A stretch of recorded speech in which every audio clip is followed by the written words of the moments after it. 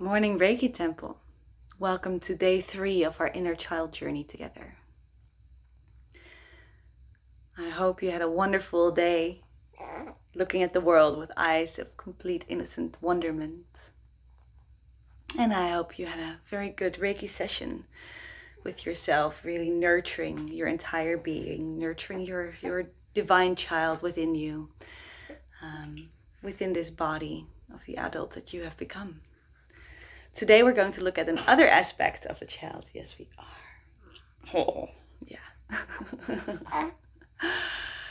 We're going to look at the wounded child. I don't know if you've ever heard of Caroline Myss, but she is a medical intuitive who wrote a few amazing books about the anatomy of spirits and how chakras can influence your health. And later on, she started working with archetypes. And in her work with archetypes, she defined 4 survival archetypes that are at play in every one of us. And around those 4 survival archetypes, there is about 8 more per person. And these types of, characteristics, personalities in our psyche, they come out to play in different interactions in different parts of our lives.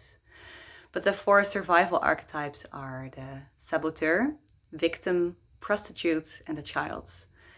Now those don't sound so positive, but they're very neutral in energy. They're actually guardians.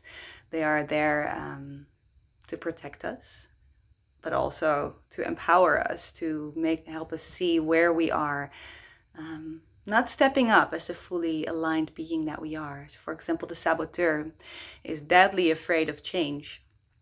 But if we start to look at where we are afraid of change and where we are sabotaging ourselves, it actually becomes the guardian of choice, because it allows us to see where we are blocking our choice with fear.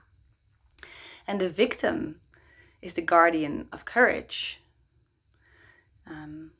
Because, what does the victim do? It puts the responsibility with someone else. Something happens to me.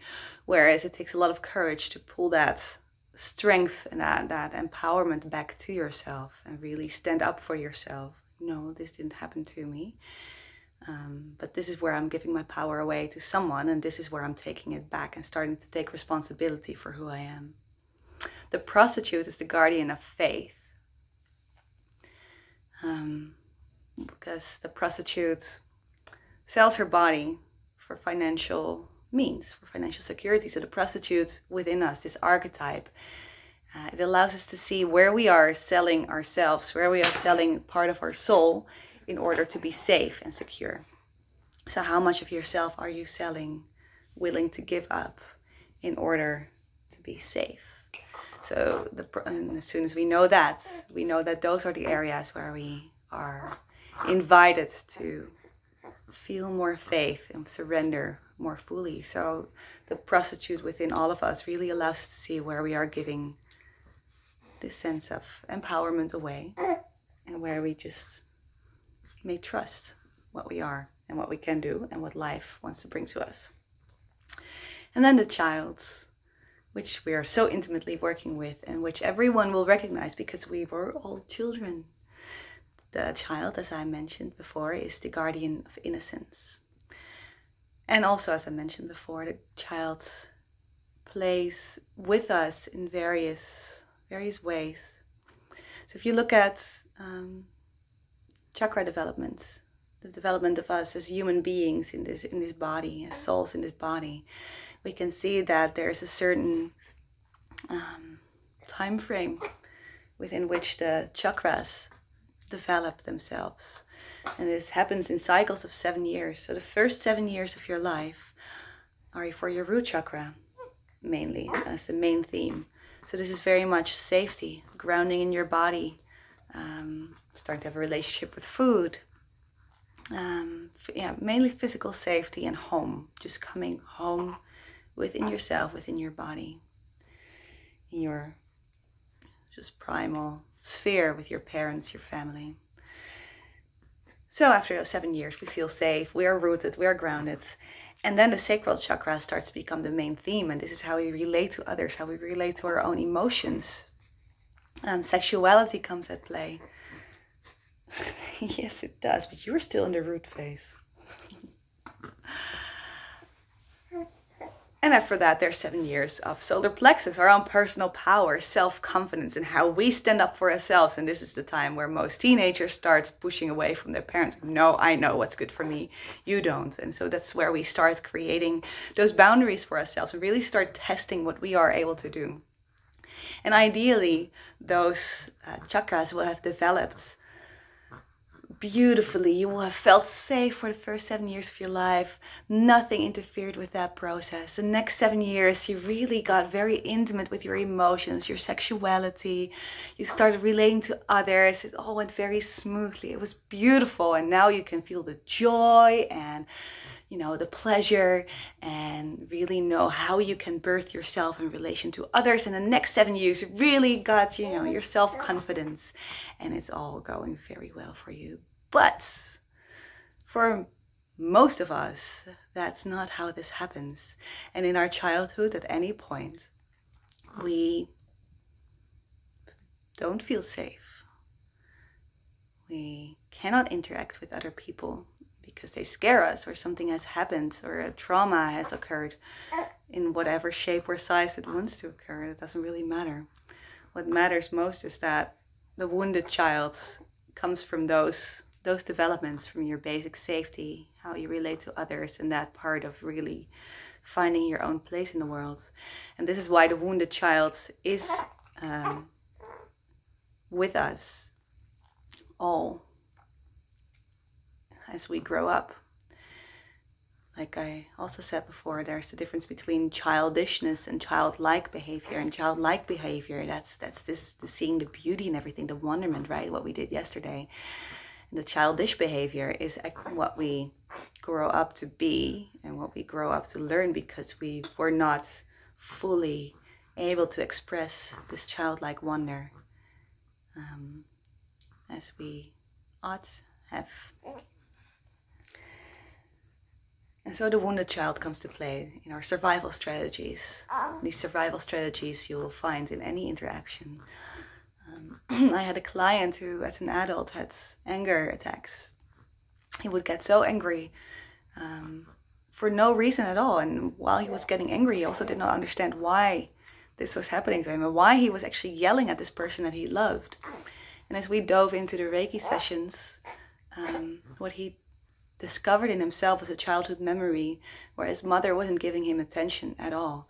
And in order for her to actually watch him and look at him, he had to get angry and throw himself through a glass door.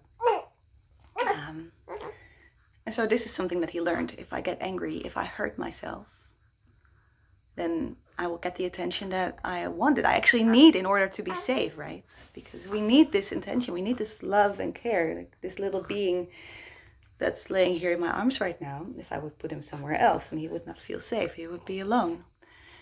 And it's, we need this vicinity and this warmth and this closeness in order to grow up feeling safe as we are, and not need to resort to anger and hurting ourselves in order to get attention. But this pattern from his childhood is something that he still carried with him. This childish behavior was a wound, a survival strategy that still allowed him to get what he wanted. There's other stories of, it's also actually in the book of Caroline Myss, of a young boy who was 6 when his mother abandoned them. And he had twin sisters, and he had to take care of those twin sisters because his father also had to work, and the father did the best he could, but he needed help, and this little son, 6-year-old son, was that help. And as an adult, he started running away from his responsibilities because he felt he deserved some extra time. So he started taking little snippets here and there until at some point he could not take care of himself at all anymore. So whether they're, big or small, or only perceptions to the human mind, whether you have been hurt or wounded as a child, and how much this has happened, doesn't really matter. What matters is that you were wounded as a child in some way, that something happened that you are still carrying with you today, most likely, and today is a day of awareness and compassion towards that little child of yours that you are, that you are still carrying with you. Today is a day to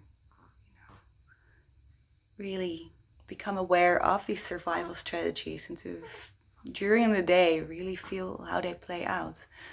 Where are you still this angry or frightened child in your interactions? So today, this is also your journaling question.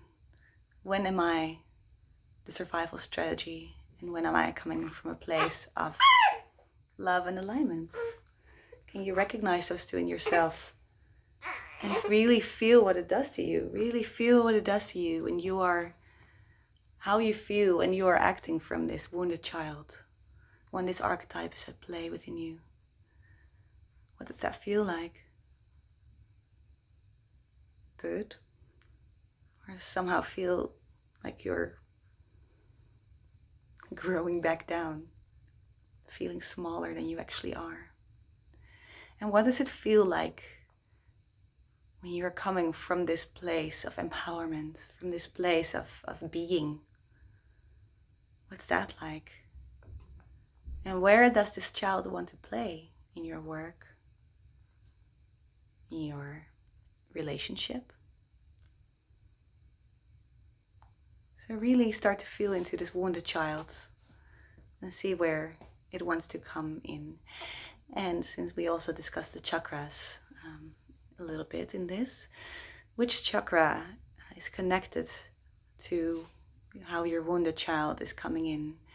And maybe spend some extra time giving reiki to that chakra today. So those are the journaling questions and the assignment for today. And if there's anything that you feel like sharing, anywhere that you recognize a childish, a wounded child pattern in your life right now, maybe share it with us, because we can learn from each other in this, and we can really inspire each other to become the fully heart-aligned adults that we are, with the childlike wonder and playfulness, and with the wounded child becoming more and more nurtured and loved, so it doesn't need to be wounded anymore. So can we love that little child back to wonder? And can we start that process today? I wish you a beautiful journey with this. And again, if anything comes up, like I said, please share it with all of us if you feel like it, and if not, and if you would like some extra support or love in this. Yes, exactly. If you would like some extra support or love in this, just don't hesitate. Reach out. Reach out.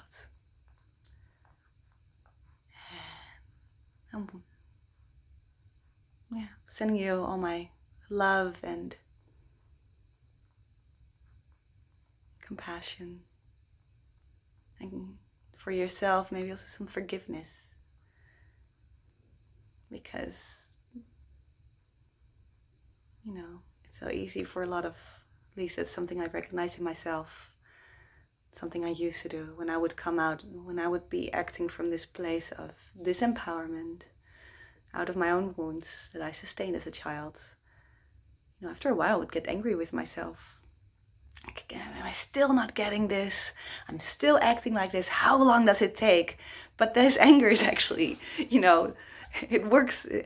I can't find the English words today, but it works the wrong way. This anger actually makes it stronger, and this anger doesn't heal what wants to be healed. So be forgiving and compassionate to yourself as you are, as you would be to a small child who is still learning the ways of the world.